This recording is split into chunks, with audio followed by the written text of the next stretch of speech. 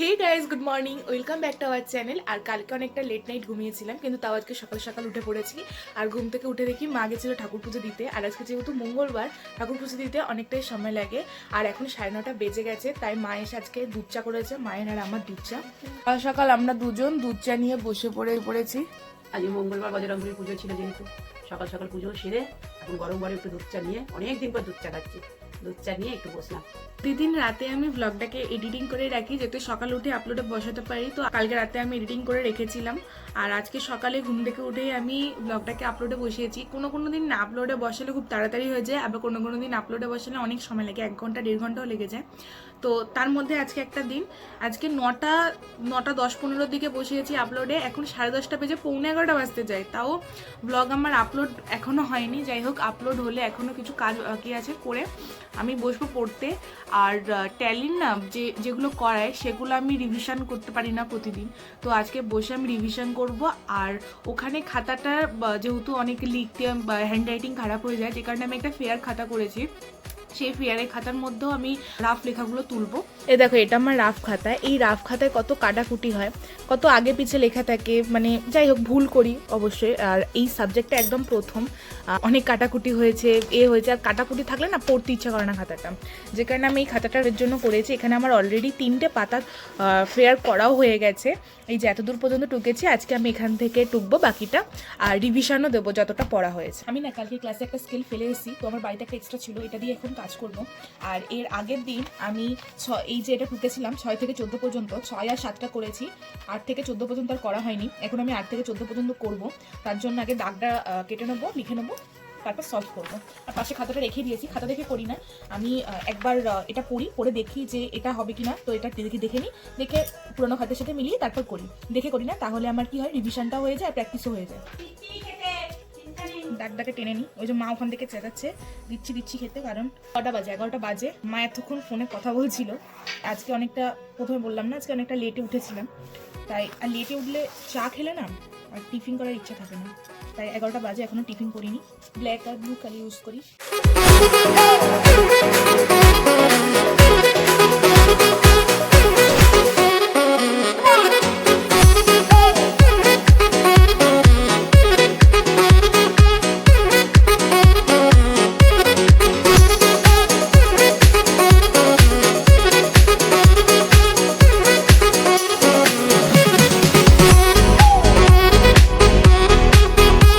সকালে দুধ চা খেয়েছিলাম, আর দুধ চা খেলে পেটটা ভার থাকে, যার জন্য আজকে টিফিনে মুড়ি, আলু ভাজা, ধনেপাতা, গাজর, ঝুরি ভাজা, মটরশুঁটি দিয়ে মুড়ি মাখা খাচ্ছি এখন। দেখো, এখন 12টা বেজে গেছে, আমি এতক্ষণে সবেমাত্র 2টো করতে পেরেছি সলভ। আর তার মধ্যে না এখানে আমার লেখাটা ভুল হয়ে গেছিলো, আর লিখে কাটাকুটি করলে না আমার একদম ভালো লাগে না, যার জন্য আমি অনেকটা ধৈর্য দিয়ে সুন্দর করে করি যাতে কাটাকুটি না হয়। কিন্তু হয়েই গেল, ঠিক আছে, কিছু করার নেই, হয়ে গেছে, সেটা তো ঠিক করতেই হবে। আর আমার ব্লগটা আপলোড হয়ে গেছে, আর আমি একটু অল্প করে টিফিনও করেছি, যেটা দেখলে। এখন আবার সলভ করতে বসেছি। তার আগে তোমাদেরকে বলি, কালকে 25শে ডিসেম্বর, তো মা খুব ভালো কেক বানায়, সেটা ফ্রুট কেক হোক আর মানে বাড়িতে একদম সিম্পল, হ্যাঁ, ময়দা চিনি দিয়ে যেটা হয় আর কি। তো সেই কেকের রেসিপিটা আমি তোমাদের সাথে আজকে শেয়ার করবো। আজকেই করবে মেবি, যদি আজকে করে আজকে করবো, আর কালকে করলে কালকে করবো। পেস্ট্রি কেক ছাড়া আমার কেক খেতে মানে আমি ভালোবাসি না। এমনি ওই যে ফ্রুট কেক, আরও যে কেকগুলি হয় আর কি, আমার একদম ভালো লাগে না খেতে। কিন্তু মা যে কেকটা বানায় একমাত্র ওই কেকটাই আমি খাই, আর এছাড়া পেস্ট্রি খাই। তো মা এখন দোকানে গেছিলো, ওই যে টুটি ফুটি যেগুলো লাগবে, ময়দা চিনি, এগুলো সব নিয়ে এসছে। তো মা যখন করবে তখন আমি তোমাদের সাথে রেসিপিটা শেয়ার করে দেবো। এখনও আমার 5টা বাকি আছে। ভেবেছিলাম ভাউচার এন্ট্রিগুলো করে আজকে রিভিশন দেবো, রিভিশন তো হলো না, শুধুমাত্র 7টা আজকে ভাউচার এন্ট্রি হলো, 8 থেকে 14 পর্যন্ত হয়েছে। আমি এখন জামা কাপড়টা ধুয়ে আসলাম, আর আজকে যে মেঘলা ওয়েদার আছে, মনে হয় না জামা কাপড় শুকাবে। আর মা এখন কেকটা করবে, রেসিপিটা তোমাদের সাথে শেয়ার করব। যে মোল্ডে হবে সেই মোল্ডের জন্য পেজ কেটে নিয়েছে, অনেকে বাটার পেপার ইউজ করে, তোমরা চাইলে করতে পারো বাটার পেপার থাকলে। 2টো পেজ কেটেছে, কারণ আমাদের 2টো কেক হবে। আমি তোমাদেরকে প্রথমে একটা কেকে যে যে পরিমাণগুলো লাগবে সেই পরিমাণগুলো আমি প্রথমে বলে দিচ্ছি, তারপরে কিভাবে মিক্স করে হবে তারপরে সেই প্রসেসটা দেখাচ্ছি। আর কেক কিন্তু প্রচণ্ড সূক্ষ্ম একটা জিনিস, মানে যদি পরিমাণ একটু এদিক থেকে ওদিক হয়ে যায় তাহলে কিন্তু প্রচণ্ড সমস্যা। এখানে বাজার থেকে টুটি ফুটি কিনে এনেছে আর বাড়িতে কাজু ছিল সেটা দিয়েছে। এখানে আছে 150 গ্রাম চিনি, 150 গ্রাম ময়দা, গুঁড়ো দুধ, 3টে ডিম, 1 কাপ রিফাইন তেল আর বেকিং সোডা, বেকিং পাউডার। 3টে ডিমকে ভালো করে মিক্সিতে ব্লেন্ড করে নিল। এবারে যে 150 গ্রাম চিনি যেটা মিক্সির মধ্যে গুঁড়ো করে রেখেছিল সেটা ডিমটার মধ্যে দিয়ে দিতে হবে। এবারে 150 গ্রাম ময়দাটা দিয়ে দিচ্ছে, আর সাদা তেল 1 কাপ পরিমাণ মতো সেটাও দিয়ে দিলাম, গুঁড়ো দুধ 2 চামচ, বেকিং সোডা 1 চামচের একটু কম, আর বেকিং পাউডারও 1 চামচের একটু কম। সব কিছু পরিমাণগুলো ওই ডিমের মধ্যে দিয়ে দিতে হবে, মানে ডিম যেটা মিক্সির মধ্যে যেটা ব্লেন্ড করে নিয়েছি। আচ্ছা, ডিমের গন্ধের জন্য অনেক সময় নাকে লাগে, তার জন্য কোকো পাউডার ইউজ করছি, একটু 2 চামচ কোকো পাউডার দিলাম। এবারে এই যে সব যে পরিমাণগুলো পড়লো এটাকে এবার খুব ভালো করে মিক্স করতে হবে, যে প্রায় 10 মিনিট ধরে, যতক্ষণ না প্রত্যেকটা সব জিনিস একসাথে ভালো করে মিশছে। আচ্ছা, কেক বানানো কিন্তু প্রচণ্ড একটা সূক্ষ্ম জিনিস। কেন বলছি? কারণ আমি এর আগে নিজেও কেক বানিয়েছিলাম। একটা পরিমাণ যদি এদিক থেকে এদিক হয় তাহলে কিন্তু সব পরিমাণ চেঞ্জ হবে। মানে আমি যেরকম বললাম 150 গ্রাম চিনি, 150 গ্রাম ময়দা, কেউ যদি এটা 200 গ্রাম চিনি বা 200 গ্রাম ময়দা নাও তাহলে কিন্তু বেকিং পাউডার, বেকিং সোডা সব কিছুই পরিমাণ চেঞ্জ হয়ে যাবে। তো একটা কেক বানানোর জন্য যে যে পরিমাণগুলো তোমাদেরকে বললাম সেই পরিমাণগুলোই কিন্তু প্রপার লাগবে। আর এটাকে খুব ভালো করে ব্লেন্ড করতে হবে যেন প্রত্যেকটা পরিমাণ মেশে, যেন ভেতরে দানা দানা না থাকে। দানা দানা থাকলে কিন্তু কেকটা কিন্তু খেতে ভালো হবে না আর ফুলবেও না। समझ रहे हो? হ্যাঁ, এখানে কোকো পাউডারটা আমরা ইউজ করেছি কারণ আমাদের ডিমের গন্ধটা নাকে লাগে, তার জন্যই। তোমরা যদি বাড়িতে থাকে ইউজ করতে পারো, না থাকলে নাও ইউজ করতে পারো, কোনো অসুবিধা নেই। দেখো, জিনিসটাকে কিন্তু ঠিক এরকমভাবে ব্লেন্ড করতে হবে। দেখছো কি সুন্দর প্রত্যেকটা পরিমাণ মিশেছে, আর থিকনেসটা কিন্তু ঠিক এরকমই হবে, তাহলে কিন্তু বেকটা একদম প্রপার হবে।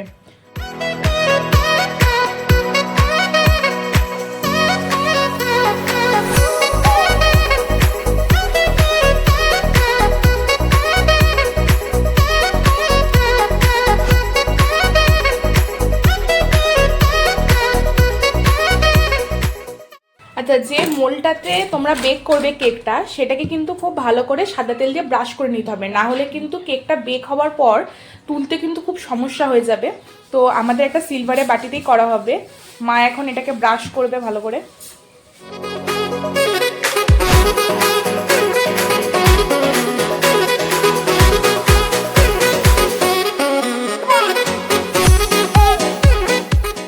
এবারে পেপারটা দিয়ে দিল, ওপর সাইডেও দিয়ে দিচ্ছে, কারণ সাইডেও তো কেকের এটা ব্যাটারটা পড়বে না, তাহলে তো লেগে যাবে।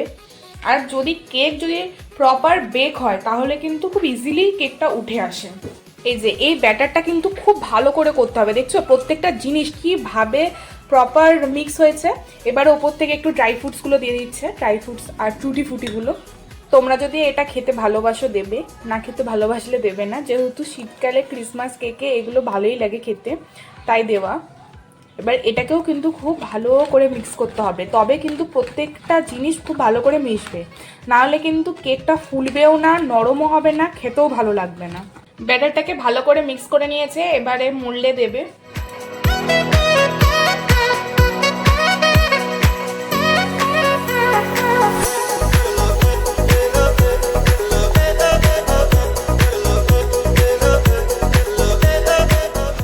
আচ্ছা, এটা দেওয়ার পর কিন্তু ট্যাপ করে নিতে হবে। কেন ট্যাপ করতে হবে? কারণ অনেক সময় বাবলস থাকে, না হলে কিন্তু কেকটা একদম ভালোভাবে ফুলবে না, যে কারণে তোমাদেরকে এতবার বলছি। দেখছো কোনো বাবলস নেই। আচ্ছা, বেক কিন্তু কুকারেই করবে গ্যাসে, আর তার জন্য প্রেশার কুকারটাকে 10 মিনিট একটু ভালো করে গরম করে নিতে হবে। আর এই যে এই স্ট্যান্ডটা মোটামুটি সবার বাড়িতেই আছে, এটা প্রেশার কুকারের নিচে রেখে তার উপরে মোলটা বসানো হবে। যে স্ট্যান্ডটা দিয়ে দিয়েছে, আর খুব সাবধানে মোলটাকে কিন্তু ওপরে দিয়ে নিতে হবে, যেহেতু প্রেশার কুকারটা গরম। প্রেশার কুকারে কিন্তু সিটিটা খুলে নিতে হবে আর গার্ডারটাও খুলে নিতে হবে। এবারে প্রেশার কুকারটাকে ভালো করে বন্ধ করে দিতে হবে, দিয়ে লো ফ্লেমে 8 ঘন্টার মতো রাখতে হবে। কেক তো আমাদের বেকে বসেই গেল, এখন 8 ঘন্টা পরে খোলা হবে। এখন 1:30 বাজে, আমি স্নান করতে যাব। আর আজকে আমরা কেক হলো, আমার কেক খেতে পারবো না, আজকে মঙ্গলবার, তাই আমরা মঙ্গলবার দিন নিরামিষ খাই, যেহেতু কেকটার মধ্যে ডিম আছে তাই খাবো না। আর একটা কথা বলি, এই কেকটার কিন্তু দুরকম টেস্ট হয়। দুরকম টেস্ট হয় মানে যেদিন হয় সেদিন একরকম খেতে লাগে, আর তারপরের দিন বাসি হওয়ার পর কিন্তু কেকটা অন্যরকম খেতে লাগে। মানে কোনোটাই তুমি আলাদা করতে পারবে না, দুটোই খেতে খুব টেস্ট হয়। আমার স্নান করা হয়ে গেছে, আর 30 মিনিট পরে কেকটা বেকও হয়ে গেছে। বেক হওয়ার পর না একটু ঠান্ডা হওয়ার পর প্রেসার কুকারটা খুলবে, আর লাস্ট লুকটা কেমন হয়েছে তোমাদের সাথে শেয়ার করব।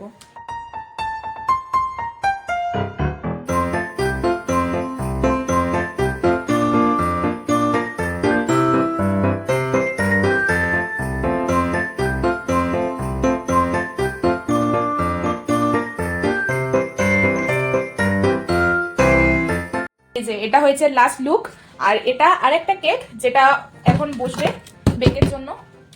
সেম প্রসেসে এটাও করা হয়েছে। কেকের পুরো রেসিপিটাই তো তোমাদের সাথে শেয়ার করলাম, আর এরপরও আমি যদি কিছু বাদ দিয়ে থাকি, হয়তো ভুলে গেছি বলতে, তোমাদের যদি কোনো কোয়েশ্চেন থাকে তাহলে তোমরা আমাকে বলো, আমি সেটার উত্তর দিয়ে দেবো। কালকে তো সারাদিন অনেক তেলের জিনিস খাওয়া হয়েছে, তাই আজকে মেনুতে সিম্পল রাখা হয়েছে। আজকে যেহেতু মঙ্গলবার, ভাজাভুজি খাওয়া মানে আবার তেল খাওয়া, তাই আজকে সিদ্ধ ভাত রাখা হয়েছে, আলু সেদ্ধ, ডাল সেদ্ধ আর বেগুন ভাজা। রিচ খাবার পরের দিন না এই ঘি ভাত, ডাল সেদ্ধ, আলু সেদ্ধ আর বেগুন ভাজা খেতে খুব ভালো লাগে। ডাল সিদ্ধ। একটু রেস্ট নিয়ে না ছাদে একটু হাঁটতে এসেছিলাম, আর হাঁটতে হাঁটতে হঠাৎ না দেখি এত সুন্দর একটা জিনিস দেখতে পেয়েছি, আর সেটা তোমাদের সাথে শেয়ার করবো না, এটা তো হতেই পারে না। দেখতে পাচ্ছ, আমি জানি না কতটা ক্যামেরায় উঠছে ফুটে, আমি ক্যামেরাটা যদি একটু জুম করছি, দেখো দেখো, বোঝা যাচ্ছে না হয়তো ক্যামেরাটাতে এতটা সুন্দর, কিন্তু সামনাসামনি পুরো ক্লিয়ার বোঝা যাচ্ছে। মনে হয় জুম করলে একটু ভালো বোঝা যাচ্ছিল। এই যে সন্ধ্যাবেলা এখন চা বিস্কিট খাচ্ছি। অনেকদিন ধরে রাতে এডিটিং করার জন্য রাতে ঘুমটা ঠিকঠাক হচ্ছিল না, তাই আজকে সন্ধ্যাবেলা থেকে এডিটিংটা শুরু করেছি। আর এখন 8টা বাজে, এখন আমি ডিনার করে নিচ্ছি। আজকে ডিনারে খাচ্ছি ওই সমস্ত শীতের সবজি, ওই গাজর বিনস দিয়ে আলু ভাজা আর রুটি। এই যে আমার ডিনার, এখন খাবো, খেয়ে দিয়ে আর অল্প একটু বাকি আছে, ওটা এডিটিং করবো, করে আজকে তাড়াতাড়ি শুয়ে পড়বো। আর আজকের ব্লগটা এত দূর পর্যন্ত রাখছি। যদি তোমাদের ভালো লেগে থাকে তাহলে তোমরা ছেড়ে যাওয়ার আগে ব্লগটাকে একটা লাইক আর